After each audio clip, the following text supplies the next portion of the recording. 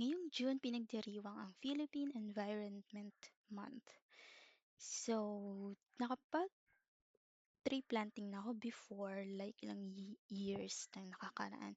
And parang gusto ko ulit siyang simulan ngayon.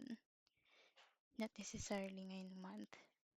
Pero, um, ngayon, as in, maghanap ako ng mga opportunity na pwede ako makapag-tree planting. Kasi alam naman natin na daming pinuputol na puno ngayon, like even before, and palala siya ng palala. At kapag wala tayong ginawa, yung future generation natin na magsasuffer.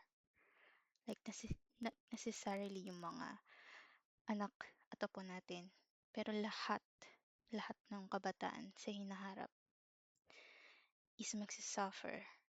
Kasi global warming, affected no ng lahat. Pati yung mga hayop, unti-unti silang mawawalan ng natural habitat nila, magkakagulo-gulo. And lahat affected, syempre, pati tao. Hindi mo natin nararamdaman ngayon. Actually, nararamdaman na nga natin ngayon eh. Ewan ko ba kung bakit hindi pa rin tayo nadadala. So, hindi lang naman to sa pagtatanim ng puno din. So, dapat is meron din tayong knowledge. May mga times kasi tanim lang tayo ng tanim, hindi natin alam na meron palang invasive species pagdating sa mga puno. So, hindi tayo basta-basta magtatanim. Dapat alam natin kung pwede ba nating itanim ang puno na to sa lugar na to, sa lupa na to. Kasi kapag um, hindi yung natural na puno yung tinanim natin, kapag invasive, may chance na masira niya yung ecosystem dun sa area na yon, which is also damaging sa lahat. Hindi lang sa puno, pati sa mga animals na nandun. At the same time, yung tamang panahon, kung kailan sila dapat tinatanim, and kung kung paano sila dapat din i-monitor. Actually, madami yung dapat aralin pagdating sa mga ganitong bagay. So, usually, naghahanap lang ako ng mga sasalihan kasi dapat is napag-aralan na nila yon. Kasi wala naman ako alam sa mga ganung bagay. Sasali lang ako ng sali.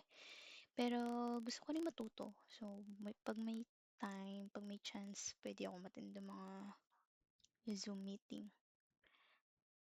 So, hopefully, may matutunan ako. Ayun. Wala lang, share ko lang. So, na-experience nyo na bang mag-tree planting? Hindi lang to sa mga puno. Yung Philippine Environment Month, kahit environment, hindi lang naman to sa mga puno.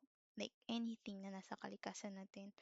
Tubig, mga hayop, sa lupa, sa dagat, sa himpapawid, lahat yan is connected. Lahat tayo is connected sa isa't isa.